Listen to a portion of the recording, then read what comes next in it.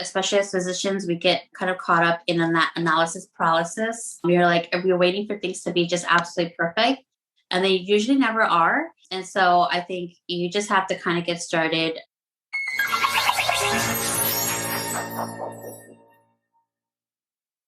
This is Dr. Jen Barna. Thank you for joining us today on DocWorking, the Whole Physician podcast.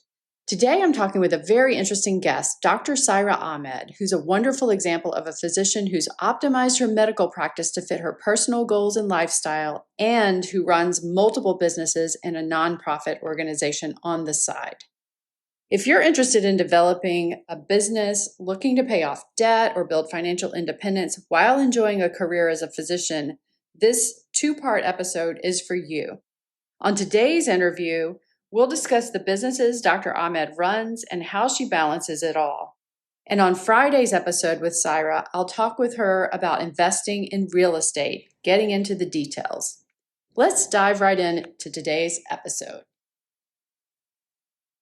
Welcome to DocWorking, the Whole Physician podcast. I'm Dr. Jen Barna, and I'm here today with guest Dr. Saira Ahmed.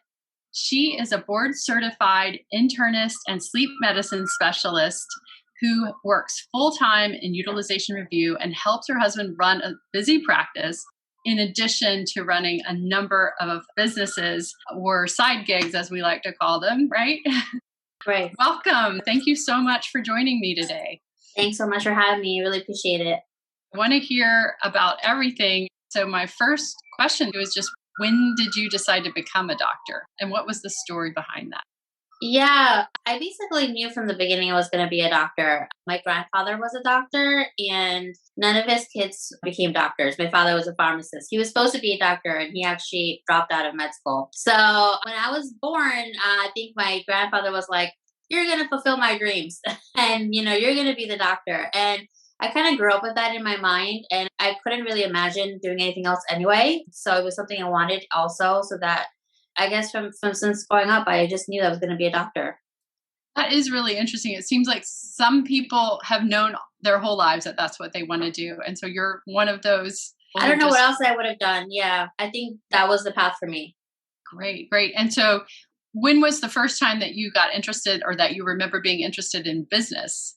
So probably, I was thinking about this very late. I did not ever think that I was going to be an entrepreneur or go into business at all.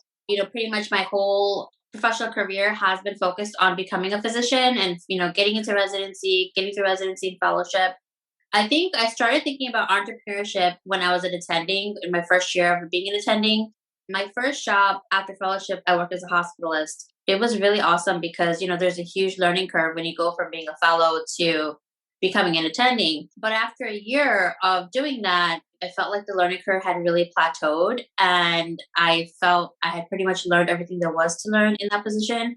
And I was starting to think, okay, I've got 1 year in as an attending. What is my future plan now? And what do I want to do? So I think the whole entrepreneurship thing started because I knew I wanted to do something on my own, whether that was having a practice, or I actually had a plan to open a wellness, not like really a spa, but like a wellness place, like a retreat. And I actually still have those notes. It's like from 10 years ago. I had a binder that I used to like jot notes down and ideas and things that I would want at my retreat, But luckily what happened is the guy I was seeing at the time proposed and got married. And then that was history. And then luckily he turned out wanting a lot of the same things I wanted to. So we kind of started our entrepreneurial journey together. And is that something that you knew? Is that something you talked about before you got married? Or is that something that you discovered after you got married? It was something that we discovered after, honestly, because he had his practice already. He was a physician practicing, and he kind of was just like, you can do whatever you want. You can help me in my practice. You want to work in my practice. You want to have a job. And I was like, well, I have all these ideas of things I want to do. And he's like, that sounds really cool. We'll figure it out. So I think we had a very kind of easy and very understanding relationship from the beginning. And so ultimately, it sounds like you decided to join his practice. Is that right? I did. In the beginning, I did. I joined his practice and I worked in his practice for probably around 5 years. And then eventually I decided, you know what, I'd rather just take more of a management role I still see patients as practice 1 day a week just to keep up my clinical skills because that's something I don't want to lose. But clinically, I'm not, the biggest provider there anymore. I'm more of management now. And, I got my own job doing utilization, which I felt was more related to sleep medicine, which is my specialty. So I thought that was a win-win for me. And it also gave me the opportunity to focus on other things, like our other projects that we have going on. Did you say you're working full-time in utilization review? Okay. Yes. And so in addition to the utilization review full-time work, you have a real estate business. Is that correct? And you have a business training people to become phlebotomists. Yes. We have a little school that we started a few years ago. Okay. And then you have an e-commerce clothing store that sells scrubs, right? Yep. Mm-hmm. Okay. So this really interesting because you've got such diversity in your business portfolio as well. So what was the first thing that you did? And then you also have a not-for-profit organization too, right? Yeah. Okay. So, wow. So tell me, which of these did you start first? The nonprofit came first. So what happened after I got married, I moved to South Jersey where my husband was already settled. And 1 year into our marriage, we're both moderate Muslims. We do practice and, we like to go to mosque on Fridays and we do practice Ramadan. So we realized that the mosque, with our busy schedule, our schedule is only getting busier and busier. And the closest mosque was about 25, 30 minutes away. And we were just like, there's got to be an easier way for us to, continue to practice our religion and still do everything else that we do. So we decided to open a nonprofit and open an Islamic center in our town. We spoke with the mayor. We said, listen, we have a small community here. We've got professionals and we've got business owners, and it would just be so convenient if we can have a place to pray here. And at the same time, we felt with everything going on in the news and stuff and how sometimes we're portrayed, I don't want to get political, but, we felt we need to show a positive, show that positive outlook on Islam. And, we are doctors, we are taxpayers, we're good citizens, and we wanted to do some education. And at the same time, we also wanted to do community service. So we do multiple projects throughout the year. Like during Christmas, we gave out, 100 hot meals to community members, and they don't have to be a part of our mosque. They don't have to be Muslim or anything. We just want to give back, to the local community. So we thought, the best way to do it was starting our own nonprofit. We spoke to the mayor at the time and we said, this is what we want to do. And she was supportive. So we did. That's an amazing outreach. That's really to be commended for for you guys to have accomplished that. I'm sure it's made a big difference in your community. It has. Honestly, people move to our town now, because they have that access, especially families who have little kids who they want their kids to learn the religion. And we actually have expanded from 1 building to 4 buildings now and over the years. And our community has grown and we continue to do community service. I mentioned in the email to you, our next project that we want to do is we want to open a free clinic that's open for everybody in our town. And that's going to be the next thing, I think, towards the end of this year in 2022, I'm going to be working on. Wow. Okay. That sounds like a whole podcast unto itself. So I definitely am going to have to invite you back to tell us about that as that gets underway. That would be fantastic. So tell me, with everything you have going on, how do you strike the right balance? Yeah, sometimes there is no balance. Sometimes it's really hard because we work together, me and my husband, all day. Even if I'm doing my job, we're on the phone constantly, every couple of hours and updating each other. And I think sometimes you can physically have to be like, okay, we got to put the phones away. And it's the weekend and it's, Sunday or whatever it is, and, turn it off. So sometimes there is no balance and you have to really be conscious of turning things off and, focusing on self-care and doing things for yourself. So I think it's an effort to keep things balanced. What are some of the things that you enjoy doing outside of all of the work? We are both shopaholics. That's so bad. Like, he's a huge online shopper. There's like boxes coming to the house every day. And I think have grown a taste for designer things. And so we're both big shoppers and travelers. We love traveling. Before COVID, we would take multiple trips throughout the year. So yeah, I think those are the 2 things we love. Wonderful. Yeah, those sound like great ways to spend your time, and you're giving back to your community, I suppose, with your shopping as well.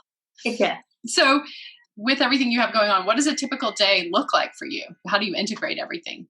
So I work my full-time job from 1 p.m. to 11 p.m. actually. It's a remote position, so I actually work from home. So my day starts at 9. Basically, I'm up by like 6 a.m. I do meditation and, take a walk or do things. And then by like 9, I'm working. I have a schedule, basically I try to stick to as much as possible on what days I'm going to be working on what. So one day I'll be working on practice related things. One day I'll be working on our scrub line. One day I'm working on our school. And then I start my job at 1 and I go till 11 p.m. Wow, that is certainly an extensive day. So It is. do you take a couple of days off at all? Or I get Fridays off for my job. So Fridays are kind of a relaxed day. My mom actually lives with us because my father passed away 5 years ago and I'm an only child. So she moved in with us. So Friday is like mom day. I take care of all her stuff, doctor's appointments, whatever she needs. We do it Fridays. I have lunch with her on Fridays. So I try to dedicate a few hours on Friday to her. And That's Fridays, wonderful. thank you. And then Fridays also we go to the mosque. So Fridays I try to do things with her. I do a little bit of work. I don't think I can completely shut work off. I do have a Mhm. couple of meetings usually on Fridays, but I try to give her a few hours and do, other things. And knowing everything you know now and about all of the various types of businesses, in addition to your medical practice, knowing what you know now, if you were advising someone who's just getting started, what would you advise? I think number one, just get started. I think everybody says that. I think we're always, especially as physicians, we get kind of caught up in that analysis paralysis. We're like, we're waiting for things to be just absolutely perfect, and they usually never are. And so I think you just have to kind of get started. I think you have to expect that there's going to be losses. Nothing is perfect. Definitely in entrepreneurship, there's highs and then there's lows. And you are going to lose sometimes. You're going to lose money sometimes. It's definitely expected. So just keep those, expectations real. I think that was hard for me in the beginning because I felt like everything has to be a straight line and, A plus B has to go to C and it doesn't necessarily. Sometimes it goes to Z first. Yeah. And I think now I've become more kind of resilient. And when the losses happen, I'm more easily able to, say, okay, that's fine. Let's just pivot and do this way instead. That's what I would advise. Can you tell me an example of a time when things did not go as you thought they would? I have so many examples. You want a list? Yeah, anyone. Yeah. So there was a time actually that we thought that we'd get into the business of owning a group home. And I don't know if you know what a group home is, but basically, it's usually a group home is where you have people living there who have underlying psychiatric issues and they are supported by the state. So they get social security checks. And, what that involves is you have to have a 24/7 caregiver who lives in the home with them, and you have to provide all their food, obviously the room and board. So what happens is that they sign their social security over to you, and you have to give them a little bit back for their personal expense. So if they want to buy clothes or things like that, but the rest of the check belongs to you. But with that check, you have to provide food and their 24/7 care. They have to get their medications, all that kind of stuff. So we thought, oh, this would be a good idea. Let's do this business. We're going to get into the group home business. And we actually bought the property, we bought a house, and we bought the business from somebody. And it was the worst. It was just not for us. It was just when we got into it, it involved so much more than what we thought. The profit margin was not there. And it was just a huge risk and liability and just a huge, huge, huge mistake. And we didn't do our research 100%. We were told that our home was approved for 10 residents. And after we bought it and we went to the state and we looked it up and we were only approved for 6 residents. And it was just a nightmare. So we had to pivot, we had to pivot. We did that for probably like 2 years, I think, trying to make it work. And at the end, we said, you know what? We've lost tons of money here and we're losing money every month and we need to shut it down. So what did we do? We pivoted, we kept the property, we closed the business down, and we turned the property into a rental. And now it's cash flowing. Oh, wonderful.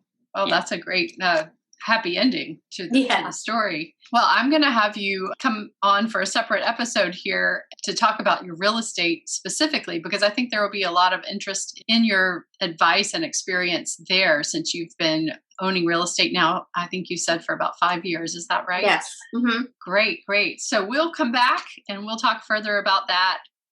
So, Saira, can you please tell us how people can find you? Yeah, sure. I think the best way to get me is probably through Facebook. I check Facebook a lot and through Messenger. So just go ahead and send me a friend request on Saira Ahmed. It's SAIRAAHMED. And that would be the best way. Our website for our e-commerce store is www.aplusmedicalscrubs.com. So you can definitely send me a message through there too. I do get those emails. And I think that would be the best way to get me. Wonderful. And thank you so much for joining me. I really appreciate all of your insights into various ways of just knocking it out of the park. You're so successful at all these different things, and it's great to hear that. Thanks.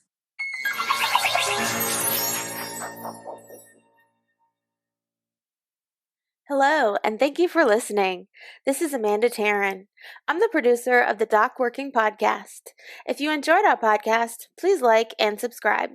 We would also love it if you checked out our website, which is docworking.com. And you can also find us on YouTube, Facebook, Twitter, and on Instagram. On Instagram, we are DocWorking1, and that is with the number 1. When you check us out on social, please let us know what you would like to hear on the podcast. Your feedback really means a lot to us. And if you're a physician with a story you'd like to tell, please reach out to me at amanda@docworking.com to apply to be on the podcast.